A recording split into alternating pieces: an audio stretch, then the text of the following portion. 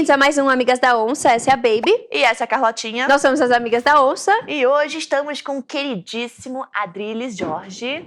Olá, como vão vocês? Ele é demais, ele é um poeta, um jornalista, comentarista, ex-BBB. Produtor de filmes. Foi candidato a deputado federal. Fui candidato a deputado federal. Não ganhou, infelizmente. Com 100 mil votos, perdi para o sistema, mas poeta sempre ganha na derrota. A gente alimenta o bolo do lirismo e da poética na derrota, igual um Cristo crucificado, derrotado, fracassado, massacrado, torturado, mas no fim das contas ele estava com um risinho de escárnio daqueles pobres mortais que ele estava salvando, dizendo: eu venci através da derrota, sou eu, Adriles Jorge. Até porque minha vida ia ficar uma merda lá em Brasília ia ser chato. É verdade. Cara. Seria um bom deputado, eu acho, mas minha vida ia piorar pra burro. Não, a gente precisa Ainda mais de você hoje, que eles não podem falar, parlamentar que não parla.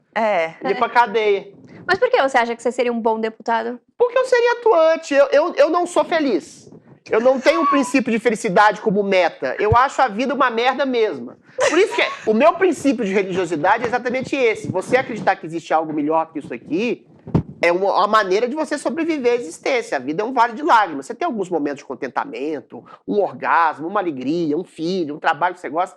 Mas no fim das contas é tudo tédio ou tragédia. No Brasil a gente tá na fase da tragédia, né?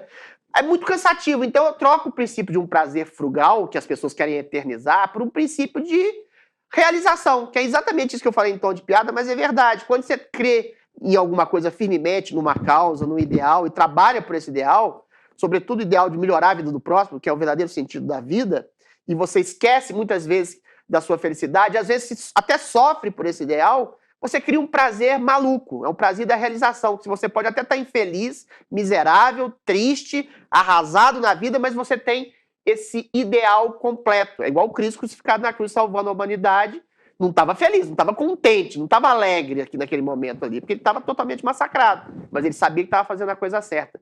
Então, esse ideal religioso eu ia, acho que, praticar no parlamento. Eu acho que a vida de Brasília é uma porcaria, as pessoas são... Eu conheço Brasília, as pessoas são interesseiras, são chatas, te olham como um meio, nunca como um fim. Umas putas esquisitas lá, umas festas estranhas com gente esquisita. A minha vida ia ficar um saco, mas eu acho que eu poderia falar alguma coisa. Eu ia falar muito, se o Xandão me deixasse, claro. E, eventualmente, poderia fazer, unir a ação ao tipo de princípio parlatório, né? Falar e fazer. Hoje eu só falo. Hoje nem falar eu tô conseguindo mais por causa da situação específica de nossa nação. Me conta isso, porque você era comentarista da Jovem Pan, né? Você saiu junto com um monte de outros grandes comentaristas e todo mundo ficou tipo, cara, o que tá acontecendo com a Jovem Pan? E agora, qual tá sendo a sua realização Não, eu não saí junto com eles. Na verdade, eu saí porque eu quis. Eu tive 2 cancelamentos esse ano, né, inclusive. Um eu saí, porque o Tutinha foi pressionado por produtores, por causa do tchauzinho que eu dei. Então, eu queria falar sobre isso. Vamos falar.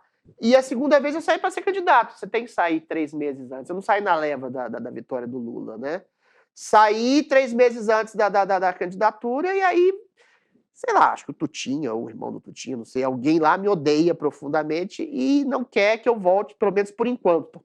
Estou me dando um castigo, mas eu não posso esperar a Jovem Pan a vida inteira. Então, estou fazendo meus projetos pessoais, estou escrevendo 2 livros, vou participar de um talk show, vou participar de um programa de debate ano que vem. Amigas da Onça. O que acontece? Pode ser. Mas aí você falou dessa leva do Lula. Então você acha que existiu mesmo, assim, tiraram várias pessoas por causa da... eu não vou entrar nos assuntos específicos da Jovem Pan, mas a gente pode dar um esboço geral. Tu tinha um cara que tem uma empresa de comunicação que é única no país, né? E lá tem liberdade. Não é verdade que ele ficou com medo da censura ou coisa do tipo, quer dizer, é um pouquinho. Mas aí tinha uma questão de ego, de confronto com o Augusto lá, a Ana Paula e o Guilherme Fius eram muito amigos dele, tinha um pessoal que estava arrolado em processos. Mas não é verdade que a Jovem Pan mudou de linha editorial, até porque tem amigos meus lá que batem no governo Lula e no Alexandre de Moraes de maneira incisiva, o Paulo Figueiredo, o Constantino. Tá certo que eles estão protegidos, né? Estão em Miami, e eles mesmos dizem e eles mesmos sabem disso. A probabilidade de acontecer alguma coisa com eles é muito menor do que acontecer alguma coisa comigo, que aconteceu, efetivamente. Só pelo não ter um VPN, por exemplo, eu tive o Twitter com 1 milhão de seguidores retirado, censurado. Então, assim, para quem está no Brasil é muito pior, mas não dá para dizer que a Jovem Pan mudou de linha editorial por medo de censura ou medo do governo Lula, até porque se ela mudar, ela perde o público.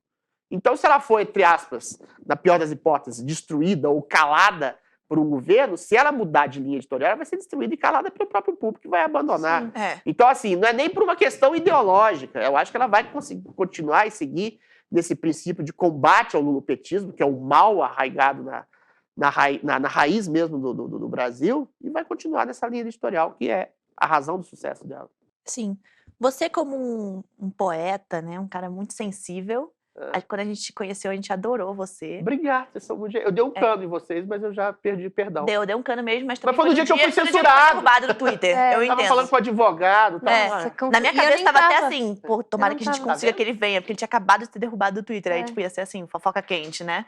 Mas, enfim, não sei, você me parece ser um cara muito sensível e a gente vê que, assim, no grupo de direita tem muitas pessoas que são extremas direitas e a ponto de falarem coisas que não são muito realistas e coisas que... Por exemplo, eles pregam uma coisa, mas não vivem dessa forma, né? Só que, e aí, como você se encaixa nesse grupo? Porque geralmente uma pessoa assim, mais do seu perfil seria, talvez pela extrema-direita, seria considerado até mais esquerda, né? Bom, primeiro eu não sou de extrema-direita, e eu vou te dizer uma coisa que talvez te assuste. Eu acho que eu nem sou de direita. Não sou de direita. Não sou de esquerda. Eu sempre me defino como uma espécie de radical de centro. Agora, tem uma antipatia visceral da esquerda. Porque a esquerda não permite você pensar pelos seus caminhos próprios, que a direita permite. A direita pode até te criticar, te esculhambar, e eu sou criticado, esculhambado e contestado pela direita, mas ela nunca vai te excluir. A esquerda, se você não pensa ipsis literis da maneira que ela predica, você está morto. A esquerda identitária, a esquerda marxista, ela não tem correntes, ela tem discurso unívoco que acaba e solapa com a individualidade e transforma a pessoa como se fosse um robozinho autômato. Isso não acontece na direita. Agora, por que eu sou um radical de centro?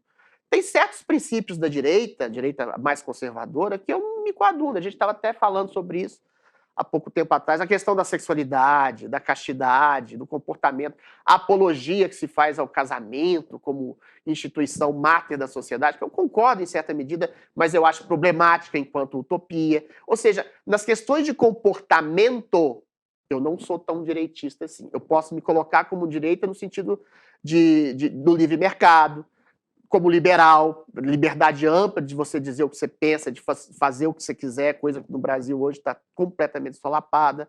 Agora, em alguns princípios comportamentais da direita, eu me considero menos direitista que a maioria dos direitistas que eu conheço. O mais engraçado, do ponto de vista comportamental, todo mundo mais ou menos se coaduna ao meu estilo de vida. Mas no discurso, eles se diferem. Aí vem o ponto que você falou. As pessoas mandam fazer o que dizem, mas não fazem o que fazem. Então, mas só que aí não é tanto assim, não é a direita política. É um comportamento da maioria das pessoas que hoje, na atualidade, defendem ainda os valores da direita, né? Mas isso, assim, por exemplo, essa castidade, a direita, políticos de direita não defendem isso, certo? Não, mas quando você faz uma apologia à família como instituição inatacável, que eu considero também, eu acho que é a instituição máxima da regulação da sociedade, você exclui, até pela ausência de discurso, pessoas que são realmente marginalizadas, sei lá, transexuais, homossexuais, pessoas que querem outros moldes de família, que não querem passar 50 anos casados com a mesma pessoa. Eu não tenho problema com esse tipo de gente, não tenho problema com esse tipo de gente, com esse pessoal, não tenho problema com outras alternativas ao casamento, não tenho problema com quem não quer casar. Eu acho que você cria implicitamente, às vezes até explicitamente, um massacre. Por exemplo, vou dar um exemplo concreto para não ficar divagando muito. Eu conheço psicanalistas, que eu sigo, até são amigos meus, conheço e tal, que condenam a masturbação como se fosse um pecado inarredável, que condenam qualquer tipo de vida sexual, condenam a revolução sexual como uma coisa horrorosa, você ter uma liberdade sexual de ficar com quem você quiser, quando você quiser, na hora que você quiser. Eu posso até dizer das implicações morais e sociais dessa liberdade sexual, mas eu não posso condenar a liberdade sexual em si, entendeu? Eu não posso condenar, por exemplo, a masturbação em si. Pegar um menininho de 13 anos, coitado, não pega ninguém, cheio de espinha na cabeça, cheio de hormônio. Não se masturbe! Nunca veja pornografia. Eu não vou fazer isso. Eu não vou fazer. Então, assim, são essas diferenças do ponto de vista comportamental que eu estou dando exemplos aqui, que eu não condeno, mas eu contesto essa direita e às vezes eu sou contestado exatamente por isso. Eu acho que, nesse sentido, eu sou um radical de centro. Eu acho que eu sou mais tolerante em relação à natureza humana, ao desejo, à sexualidade, à afetividade, do que a maioria dos meus colegas, entre aspas, de direita percebem a realidade. Eu sempre falo isso também, porque essa luta pela minoria, ela é taxada muito como um movimento de esquerda, né? E a gente Não perde isso, né? necessariamente, só perde. por ser um movimento de esquerda, por ser taxado como um movimento de esquerda, não significa que é ruim, automaticamente má, né? Eu sempre digo que, assim, essas lutas e tal vem de uma carência de uma coisa que as pessoas estão sentindo essa injustiça e tal, e juntas eles se unem e fazem um... E sabe qual que é o problema? Por exemplo, eu não acho que a direita seja cruel com homossexuais. Isso é uma falácia, de fato. Uhum.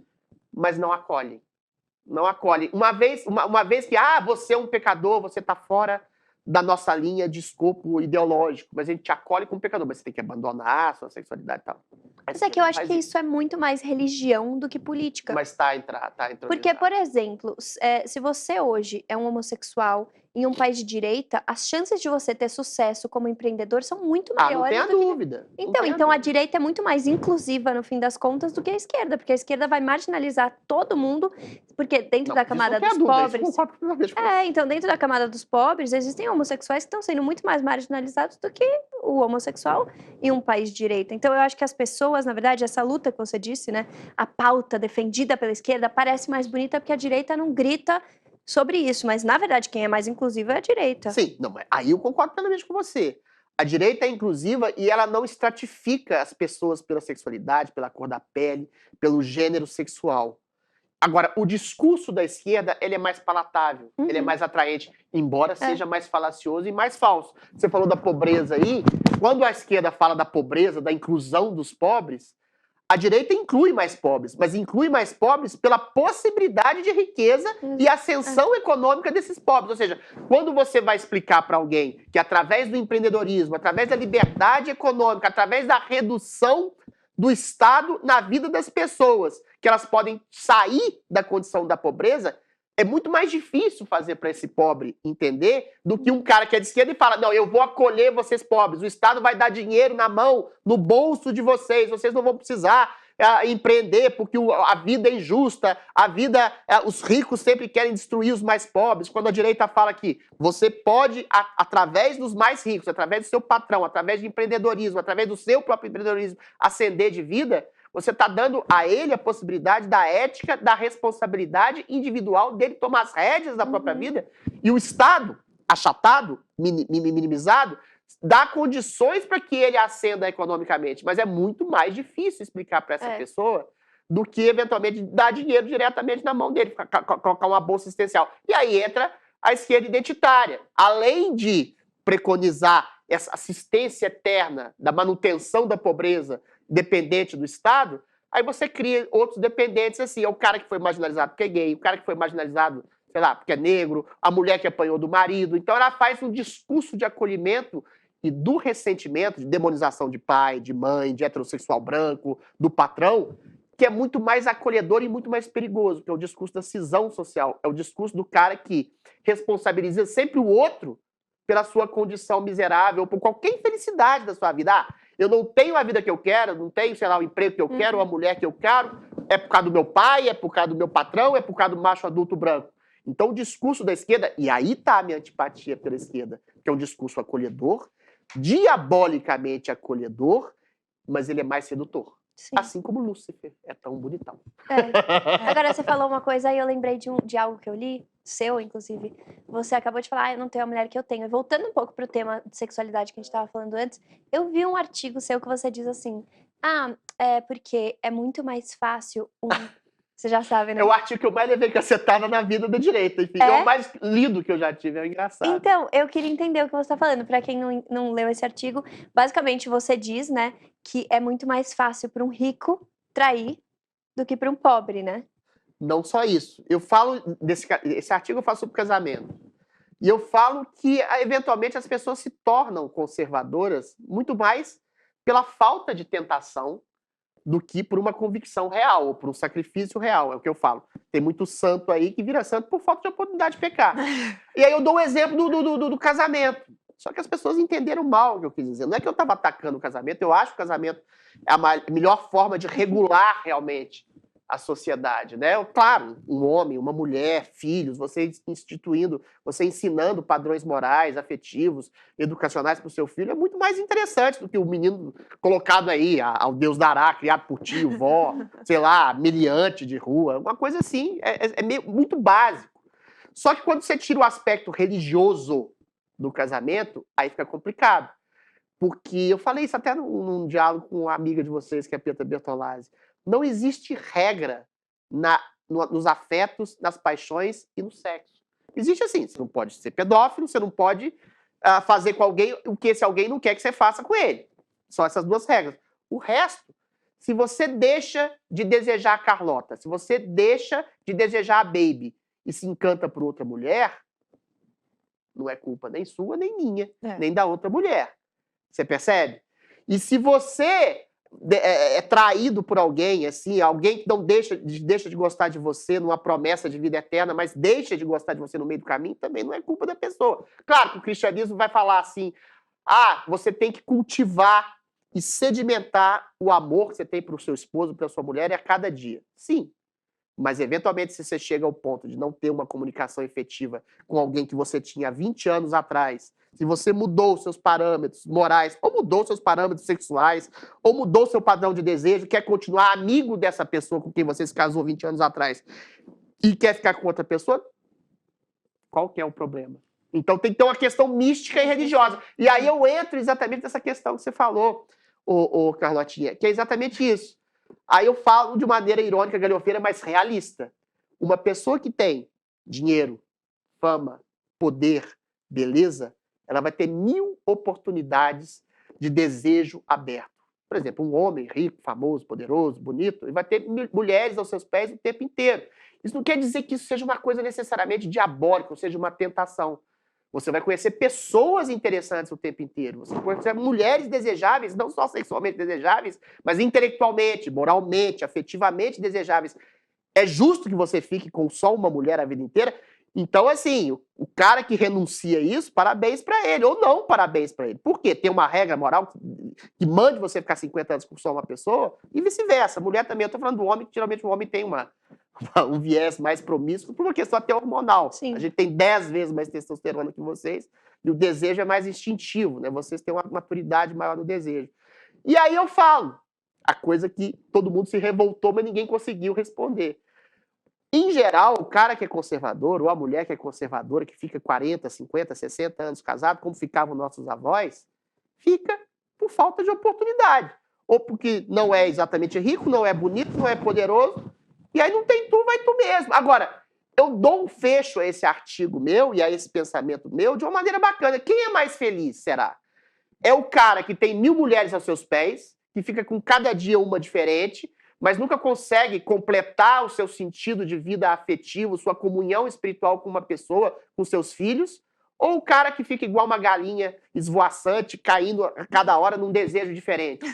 É o primeiro, olha só, é isso que é o princípio mais bacana. O cara que não teve a oportunidade de ter 1000 mulheres aos seus pés, ou a mulher que não teve 1000 homens aos seus pés, tem muito mais possibilidade de ter um sentido de realização afetiva, por falta de oportunidade, do que a pessoa que tem 1000 tentações. Eu dou um exemplo assim do Hugh Hefner, que era o dono da Playboy, que falava assim, minha melhor cantada é, eu sou o Hugh Hefner. O cara teve todas as mulheres que ele quis na vida, viveu uma vida de um playboy, cada dia com uma mulher diferente. Mas ele era bobo, ele era vazio, porque ele nunca teve dificuldade na vida, ele nunca construiu uma família, ele nunca construiu um elo afetivo profundo com uma pessoa, ele só tinha elos sexuais. Aí, nesse sentido, ele se tornou uma pessoa vazia exatamente pelo hedonismo a qual ele próprio se condenou. Agora, que é difícil você manter uma relação com uma só pessoa durante toda uma vida, tendo dinheiro, fama, poder, e você tendo possibilidades de enxergar em outras pessoas o interesse em comum também, Agora, arrematando tudo isso, a questão que se coloca é a seguinte, 50, 60 anos atrás, você praticamente era obrigado a estar com uma pessoa só, porque tinha um regramento moral em torno do casamento muito maior, o solteiro era um proscrito. Hoje, pela liberdade absoluta que a gente tem, aí é o angu de caroço. Você ficar com cada pessoa, a cada hora, a cada defeito, a cada falha de comunicação, é um horror.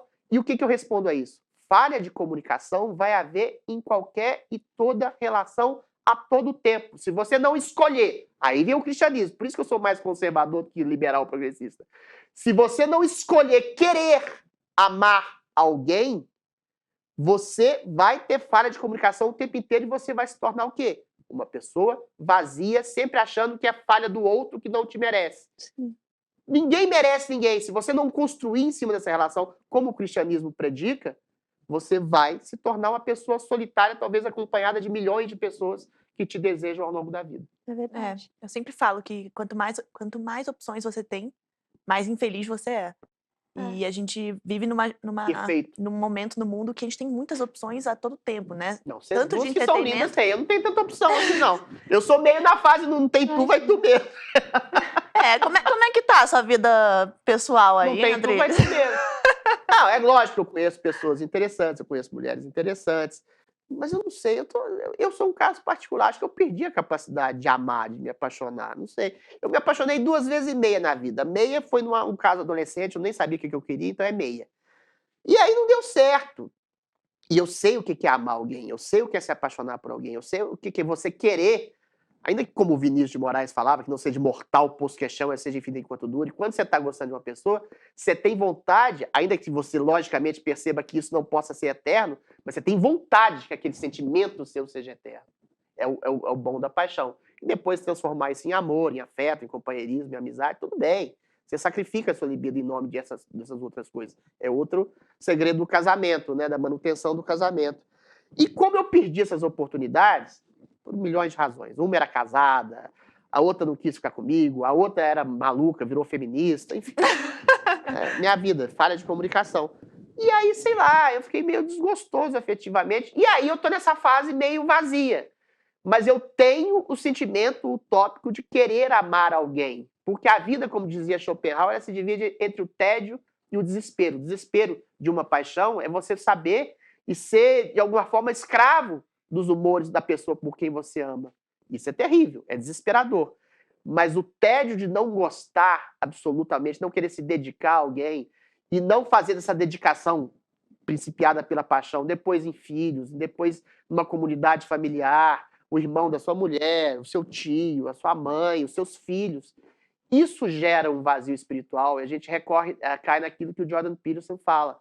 Depois dos 40, você está solteiro, e ele fala de maneira bastante pragmática. É um negócio complicado, te dá um sentimento de solidão. E é nesse sentimento de solidão que eu estou agora. Aí você cria outros valores, né? Você vira jornalista, mártir, perseguido político, poeta. Você vai sublimando as suas faltas, as suas carências na vida. Mas assim, para não falar que eu sou Jordan Petersoniano também, o Jordan Peterson também renunciou a todas as outras possibilidades de vida em nome da mulher e dos filhos. Talvez ele tenha feito uma boa escolha, mas cada escolha é uma renúncia. É isso mesmo. Muito legal, né? Nossa, vários aprendizados. Mas é verdade, né? Eu tenho quase certeza. Bom, em Provérbios, acho que foi o rei Salomão, né? Ele diz que ele poderia ter tido acesso a todas as mulheres e teve, mas que ele era tipo realmente o dono da Playboy lá da época. Ele teve mesmo. Mas que ele fala no final da vida que nada nem se compara a ter o amor de uma mulher e ter uma família, né? Então... É isso que é maravilhoso. A sexualidade promíscua, ela é enfadonha. O desejo é triste. Você pode perceber até do ponto de vista fisiológico. Depois do orgasmo, você se sente vazio. A mulher menos um pouco até. Você se sente vazio, você se sente cansado. Até do ponto de vista hormonal, fisiológico, você libera um hormônio chamado oxitocina quando você está com alguém. Tá? Isso te dá um sentimento de realização. Pô, fiquei, namorei, transei, sei lá, com uma mulher que eu amo, com um homem que eu amo, sei lá. Quando você se masturba, você não libera esse hormônio. Então vira uma coisa viciante. E da mesma forma, quando você fica com alguém que você não ama, você não tem uma comunhão espiritual, afetiva, cultural, que seja maior, é como se fosse uma masturbação. Então você tira a oxitocina e você tira essa comunhão espiritual que reverbera no fisiológico e vira uma masturbação a dois. Ou seja, você se sente inexoravelmente vazio na busca de um prazer efêmero. Agora, essa é a parte bonita e lúdica e maravilhosa da conjunção de uma pessoa estar com a outra. Agora, eu discordo também, mais uma vez, só para não falar que eu estou sendo muito conservador também, dessa direita que prega uma castidade absoluta, sobretudo para jovens, adolescentes, etc. Porque você retirar inclusive, a possibilidade de erro de uma pessoa através de escolhendo pessoas erradas, e nunca existe uma pessoa certa no amor, é sempre um erro mais acertado, por assim dizer, você retira a capacidade de alguém de escolha e amadurecer com a escolha errada. Eu não sou partidário de renunciar à sexualidade em nome dessa comunhão espiritual. Enquanto você não acha essa comunhão espiritual, você vai tentando se comunicar com pessoas afetivamente, sexualmente. Não estou dizendo que você ser um libertino, um promíscuo, mas essa direita que promove e faz apologia a uma castidade, sobretudo castidade de jovens, que está eivado de hormônio, com espinha pululando na cara, não sabe nem o que quer, que deseja. Aí fala, não, tem que ser o que Deus quer. O cara não sabe nem o que ele quer, vai saber o que Deus quer para ele. Ou a mulher, que seja. Isso eu acho terrível. Eu perdi uma mulher por causa da amiga de vocês, a Pietra Bertolazzi. Uma menina linda, encantadora, gentil, agradável. E aí eu flertando com ela, falava, ai, tem 10 anos que eu não beijo na boca. Eu era muito libertina, eu ficava com tanto de rapaz, agora não fico com mais ninguém. Ou seja, você cria... E aí ela falou assim, a minha ídola é a Pietra Bertolazzi, porque ela fala pra eu não ficar com ninguém. E a Pietra Bertolazzi, como você sabe, não fica com ninguém, né? E aí, eventualmente, pô, perdi a menina falou, você quer um namoro sem beijo? Ah, só pode ser assim, noivar, casar. Pô, não dá. Entendeu? Então, assim, você anula a possibilidade da escolha e do erro, da escolha errada, para estabelecer depois uma escolha mais acertada, quem sabe, num futuro próximo. E a vida é erro. A vida é sofrimento na busca de uma escolha certa. Isso, inclusive, para o sexo e para a afetividade. Aí chega um bando de carola ultraconservadora, fala, não pode ter a possibilidade de escolha, você tem que ficar sozinho rezando o texto no seu quarto, e quando você pensar em sexo, você pega um chicote e se chicoteia, se masturbar, vai pensar, puta que pariu, aí não dá. Você sabe aí que não dá. Aí é o radicalismo oposto da promiscuidade. É uma maluquice. Perdi a mulher por causa da Pietra. Te perdoo, Pietra, mas nem tanto. Você Eu sabe não que queria eu beijar na pensei boca. isso. Não Eu fiquei dá. 3 anos sem beijar. É loucura. Recentemente. Perdeu Depois eu 3 comecei a anos, ficar você mais tá no maleável. auge da beleza, perdeu sua Mas você sabe vida. que não, foi muito importante pra mim? Bom, eu nunca fui essa liber... coisa- Não, eu nunca fui de... Eu fui beijar a primeira vez com quase, sei lá, uns 18 anos. Porque eu acreditava muito no amor, assim, Tudo e tal. bem. E olha que eu não fui criada, tá? Assim, foi uma coisa que eu nasci, assim, eu acho. E hoje eu acho que... E eu fui muito julgada por muita gente. Sim. E pressionada até a mudar o meu jeito. E não foi uma coisa que foi imposta pelo patriarcado, ou pela minha mãe, ou pelo meu pai. Não foi. Foi um sentimento meu. Eu acho que de pisciana, uma velha, assim, que procura um amor verdadeiro na vida. Eu sou escorpião, sou mais difícil. É. Mas, e hoje eu ainda sou julgada pelas minhas decisões, pelas coisas que eu quero ou Mas não você fazer. beijou? Não, claro que hoje em dia, gente, eu tô online. Mas de uma maneira que eu me sinto confortável. E por a gente ver, né, uma normatização exagerada, que eu acho, da sexualização, Sim. principalmente nos jovens, Sim, eu claro. sou muito julgada, muito. É bem comum, assim, eu receber críticas pelo meu Carlota, estilo de eu vida. acho sua postura maravilhosa. Você tem a liberdade de associar sempre, inexoravelmente, a sexualidade ao amor. Eu acho que isso até é uma vantagem dos homens. Vou falar uma coisa que ninguém fala. Os homens, no fim das contas, eles são mais maduros sexualmente que vocês, porque a gente acredita também no amor. Quando a gente é abandonado, a gente é traído, ou a gente é rejeitado, a gente sofre pra caramba quando a gente tá apaixonado. Só que a gente percebe que a vida sexual, sem necessariamente cultivar um grande amor, ela é melhor do que vida sexual alguma. E ao escolher, ao ficar com algumas parceiras, não múltiplas, não estou dizendo para ser um fauno mais uma vez, você pode encontrar o amor nos lugares onde você acha que não encontrava. E, eventualmente, aquela relação que parecia ser frugal ou superficial pode se transformar em algo mais profundo. A sexualidade feminina é, em geral, como a sua, atrelada a uma afetividade maior. Mas aí vocês têm mais chance de errar, porque vocês têm e cultivam uma expectativa imensa, enorme, de achar um grande amor em toda a relação, vocês vão se frustrar em 99% dos casos. O homem é o contrário. O que vier é lucro. Se vier um amor, beleza. Se vier uma relação frugal, sexual, que se transforma numa amizade colorida, como tem a Pietra com o Marco Antônio, também beleza. É melhor do que ficar sem ninguém, entendeu? Ou seja, é uma pragmática que causa uma maturidade maior. Agora, Pera, só uma pausa. A gente vai ter que editar isso? Não, de forma alguma. Eu já falei isso várias vezes. De forma alguma. Eu quero que coloque no ar, porque eu já falei isso pra ela, inclusive. Mas eu acho maravilhoso você ter essa liberdade de sempre vincular uma afetividade mais profunda ao amor. É um direito seu. O problema é você fazer apologia disso como norma absoluta de conduta e fazer com que um jovem, um adolescente, renuncie à sua própria sexualidade, como essa menina que eu tentei ficar e depois me deu o pé na bunda, não quer beijar, pô, também não dá. E chegou pra mim e falou, não, agora eu dedico minha vida inteira a Jesus. Tudo bem, mas Jesus não quer que você se casse totalmente. O próprio princípio de castidade tem várias exceções. Não é a renúncia total à sexualidade. Pode ser você não olhar as pessoas como objetos. Ou seja, você olhar a pessoa como possível possibilidade de se transformar num sujeito que você vai amar. Não é você se castrar totalmente, não vou me masturbar nunca mais. Pô, você mata uma criança, você mata uma criança, quer dizer, um adolescente, um jovem dessa forma. Meu problema é com a apologia. Assim como eu condeno também a apologia de um GK, baile de suruba, viva suruba, prêmio para moças que beijarem 57 rapazes. Isso é horroroso. Aí você transforma a vida das pessoas no vazio. Agora, também você castrar totalmente, não transe, não se masturbe, não olhe pra ninguém com olhar de desejo. Aí não dá. Você quer transformar todo mundo em freira e padre desde os 10 anos de idade. Não funciona. Então é só isso. É só não estabelecer esses polos radicais. Exato. Acho que o problema da nossa sociedade é a polarização. Tudo tem que ser ou isso, ou aquilo, ou preto ou branco. E no fim, o mundo é colorido, não é preto e branco. Isso aí. E como você acha, então, que a gente consegue chegar num meio perfeito, assim? O que tem que ser feito? Porque culturalmente a gente já tá meio super É só usar o bom senso. sexualizado. A resposta que eu te dou é muito mais simples, o Baby Reichert.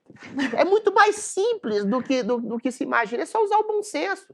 É só você não ficar num surubex a vida inteira, transando com todo mundo o tempo inteiro, até porque a maioria das pessoas não tem essa possibilidade. Eu costumo brincar que liberdade sexual, mais uma vez, é para quem é muito rico, muito bonito, como vocês duas, ou muito poderoso. A pessoa que não é tão bonita, tão poderosa e tão rica assim, ela vai ter que se contentar com o que aparece na frente dela, meu filho. Então, liberdade sexual, aí é uma crítica que eu faço à suposta liberdade sexual. Quando uma Anitta fala, tem que transar com todo mundo que você quiser, na hora que você entende, eu transo com o sorveteiro, até tá com uma doença lá nucleosa, porque ela beijou demais. Enfim, tem que transar com todo mundo, fazer o surubex. Não é todo mundo que vai ser desejado por todo mundo, não é todo mundo que vai ter essa liberdade de encontrar alguém que queira ela também, entendeu? E aí, essa falsa premissa de liberdade sexual, aí sim, causa um problema social seríssimo. Por que é? O cara que é rejeitado o tempo inteiro e acredita na Anitta, na liberdade sexual que ela tem, que é uma mulher bonita, empoderada, endinheirada, famosa, etc., ou ele vai se transformar num sujeito frustrado, ou talvez num potencial abusador, porque acha que existe essa liberdade. Sim. E aí a esquerda, com essa coisa extremamente paradoxal que ela tem, que ela promove uma falsa liberdade sexual para pessoas comuns, que não são os 1% ungidos dessa liberdade por poder, dinheiro ou fama, e eles se encontram ou frustrados ou se transformam em abusadores. E aí, quando um cara que nem é abusador chega e canta uma mulher linda como vocês duas e fala assim, e as mulheres falam, não quero. E aí essas mulheres podem, sei lá, processá-lo por assédio, por abuso, por um olhar que é considerado como produto de uma cultura do estupro. Ou seja, essa esquerda moralista e pseudo-progressista, na verdade, ela está condenando as pessoas por uma falsa liberdade que ela predica. Ou seja, a esquerda, nesse sentido, ela é mais puritana que a mais conservadora da direita. Ela condena um olhar, ela condena um toque, ela condena uma palavra, um convite para um jantar.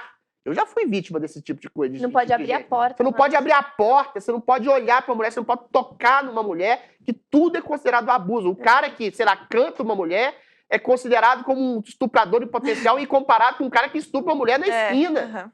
É loucura. Na verdade, isso sim é puritanismo, e é um puritanismo esquizofrênico baseado numa falsa liberdade sexual que ela faz produto. Mas eu esqueci até a pergunta agora. Eu perdi total. O que foi que você perguntou? Não, minha pergunta, na verdade, não tinha nem nada a ver com isso. Era só como é que viver uma vida... Como é que a gente vai trazer as pessoas que estão totalmente no extremo dos dois lados pra viver bom senso. É só você não ficar no dex total e não ficar nessa onda de castidade absoluta. Mas eu falei sobre isso com a Carlota ontem. As duas coisas são doentias. Essas farofadas aí que acontecem e tal, essa hipersexualização que todo mundo tá pegando todo mundo... Tipo, ninguém vive essa sexualização na vida real. Isso não acontece. E aí, realmente, gera mais frustração. A farofa do GK não vai pegar o trabalhador braçal que fica na esquina ganhando 2 salários mínimos, comendo em marmita. Não é. A liberdade sexual É pra quem é influencer, Quem é tem pra quem é dinheiro. cantorinha, é pra quem é blogueirinha, enfim. Não, Não e é aí pra todo mundo, não. Tem um problema muito sério também, que é o seguinte: eles estão estimulando essa liberdade sexual que você mencionou, só que quando a menina é abusada, porque, como você disse, o cara que prega isso vira um abusador, É. a Anitta tem toda a segurança em volta dela Isso para aí. se proteger. Agora, a menina no baile, a menina numa festinha, ela não tem esse respaldo, ela não tem como se proteger da mesma maneira. Exatamente. É uma Ela não pode nem processar esse cara, muitas das vezes.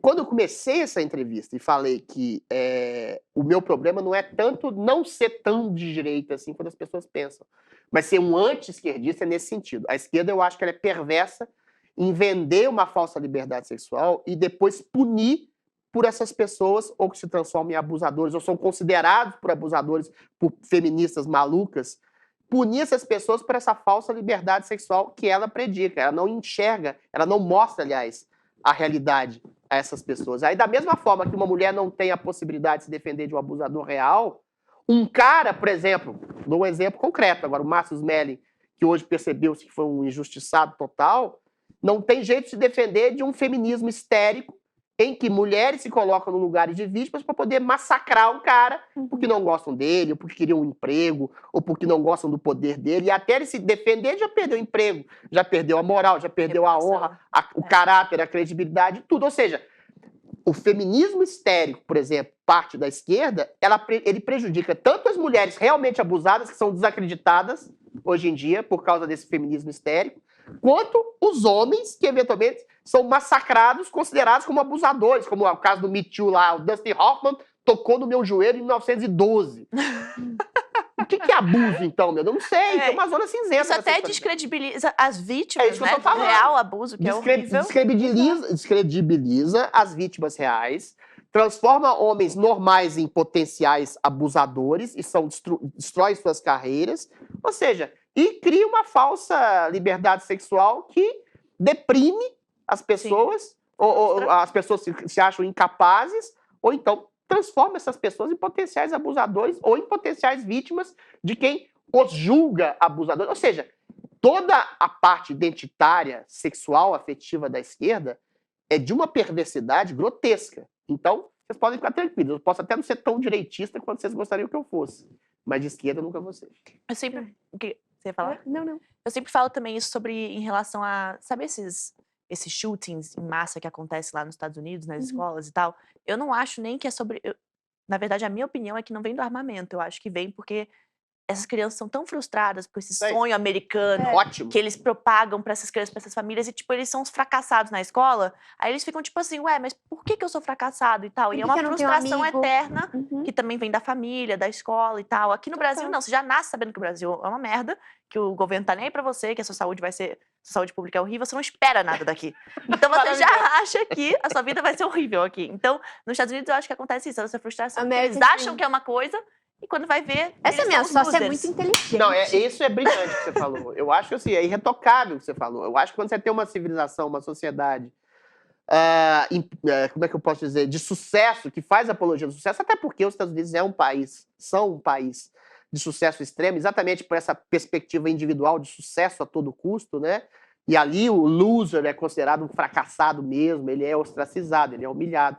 Quando você cria uma sociedade competitiva e que essa competitividade é boa para o sucesso econômico, para o valor individual, e quando você não está adequado ao modelo de sucesso dos Estados Unidos. Por exemplo, dou um exemplo. Um poeta não necessariamente vai ser visto como um sujeito de grande sucesso, até porque não vai ser tão lido ou tão reverberado. Aí eu volto à questão da identidade pessoal, da realização pessoal, né? A sua realização pessoal pode não ser exatamente o tipo de realização que a sociedade crê que você tenha. Só que lá nos Estados Unidos, por haver essa pressão social muito grande, você cria um sentimento de frustração imenso na psique de uma criança ou de um adolescente que talvez não esteja adequado a esse modelo de sucesso. E aí você falou de maneira brilhante. Aí o cara, se não tiver uma estrutura psicológica boa, uma estrutura familiar boa, e às vezes a estrutura familiar promove exatamente esse instinto de competitividade mais arraigado ainda nele, o cara pira, a pessoa pira. E aí não é a arma que é culpada de matar alguém, é o cara que é culpado. O garoto, né, o adolescente, o jovem, enfim, que é vítima de uma sociedade que faz uma apologia tão grande ao sucesso imediato, financeiro, social, econômico, que seja individual, que o cara dá uma pirada. Então, é assim, não é nem culpa da sociedade, é um modelo de sociedade que, às vezes, o indivíduo que tem uma certa patologia, uma fragilidade, um talento que não está adequado àquela sociedade, se volta contra essa sociedade. Então, assim, é um problema complicadíssimo que tem nos Estados Unidos, exatamente desses mass shootings que existem. É verdade. É tudo isso, você falou de maneira brilhante. Nossa, baby! Foi fantástico. Mas é verdade, né? Eu lembro quando eu cheguei na faculdade, aqui no Brasil, eu era considerada o máximo na escola, porque eu era péssima aluna, repeti de ano, só aprontava, causava, era suspensa todo dia e todo mundo achava o máximo. Você era ovelha negra na escola? Mas assim, Não sabia, eu fui a única a pegar recuperação final, era terrível. Cheguei nos Estados Unidos para fazer faculdade, fui fazer uma piadinha de sala, todo mundo me olhou assim, tipo, quem é ela? O que ela acha que ela tá fazendo aqui? Eu falei, caraca, aqui não é igual, aqui eu não posso ir mal na escola, aqui o bacana é você tirar as melhores notas, aqui o bacana é você ser muito inteligente, é você ter sucesso no amor, é você fazer dinheiro. Aqui você pode ser rebelde. Não, e aqui assim, eu acho que nessa questão financeira, tem muito pobre. Se você não deu certo financeiramente, bem-vindo ao Brasil, não é? Você é agregado à maioria. É verdade. E lá não, lá todo mundo é tipo assim, empreendedor com 17 anos, brilhante, uau, palmas. O cara com 24 anos já é casado, tem filho e já é multimilionário. Então é uma pressão muito grande. Esse é o paradoxo. A sociedade brasileira era mais gregária, ela é mais acolhedora, ela é mais complacente a um eventual fracasso que você tenha na vida, e todo mundo vai ter fracasso na vida, afetivo, sexual, financeiro, de qualquer forma, todo mundo vai ter fracasso na vida. Só que aqui a gente é leniente em relação à possibilidade de sucesso, ao contrário. O Brasil é o oposto dos Estados Unidos. O sucesso aqui é premiado com inveja, com ressentimento, com desconfiança, é sempre assim. E nos Estados Unidos é o contrário, essa apologia ao sucesso a todo custo é colocada como um princípio de um país. E o país deu certo também por causa disso. Só que cria exatamente esses outros problemas. Você cria uma adequação a um tipo de sucesso que talvez não seja o talento da pessoa. Você cria exatamente a falta da perspectiva de um senso de humor. Você cria uma coisa complicada. Que lá no healthcare lá é muito complicado. A falta de misericórdia. O que é misericórdia? Misericórdia é um termo maravilhoso de origem cristã, que é a concórdia pela miséria compartilhada. Você se sente tão miserável, humanamente miserável, por causa dos seus erros e falhas e fracassos, quanto o outro. Então você tenta melhorar a vida do outro, porque você percebe no outro a sua miséria. Por isso que você ter um amigo de extremo sucesso é muito chato. Imagina você ligando para uma pessoa falando meia hora, não, eu fico com a mulher que eu quero, eu tenho todo o dinheiro do mundo, eu sou realizado na profissão, você vai acabar com a amizade, ninguém aguenta isso. Não é nem inveja, é chatice. Então, quando você percebe que o seu problema pode ser sanado, ao sanar o problema, ao tentar ajudar a melhorar o problema do outro, você cria esse sentimento de misericórdia. Nos Estados Unidos, não. A competição é um princípio liberal que eu acho extraordinário. Ela melhora a vida das pessoas, melhora a produtividade, melhora o emprego, mas ela não leva à misericórdia. E a misericórdia cristã só se percebe enquanto tal quando você olha para as suas falhas, para as suas fragilidades e percebe no outro as suas próprias fragilidades, você cria um sentimento de comunhão. Só que no Brasil isso é levado a uma perversão de que o sucesso seria um pecado imenso, que o lucro seria um pecado imenso. Aí você cria uma deturpação da visão misericordiosa cristã para o princípio de esquerda, de você achatar a vida de todo mundo, tornar todo mundo pobre e fazer com que o Estado distribua migalhas e você substitui Deus por um Estado-mãe, que é o que acontece no governo lulopetista, que sempre aconteceu e parece que vai acontecer de novo. Bom, nossa, a gente tinha muito assunto para conversar, só que você acredita que acabou nosso tempo aqui no estúdio? Que pena!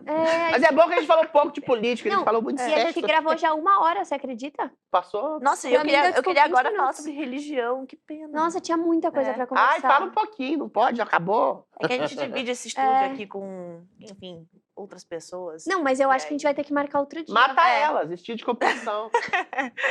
Não, mas vamos marcar então semana que vem? Vamos, você pode? Posso, a gente conversa, com certeza.